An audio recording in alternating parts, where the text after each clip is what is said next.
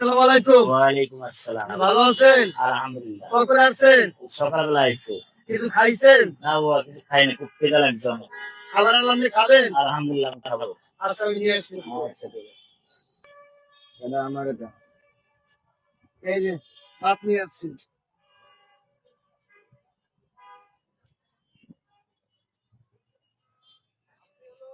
আচ্ছা, আল্লাহ বলছে।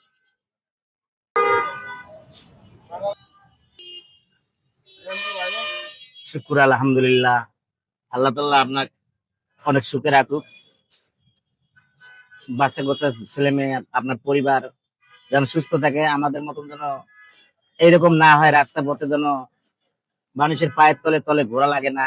আজকে ক্ষুধার জ্বালা আজকে আপনি আমাকে একটা ভাত এনে খেলেছেন, আমি ভাতে যেতে পারি নাই, এর জন্য আপনাকে অনেক ধন্যবাদ।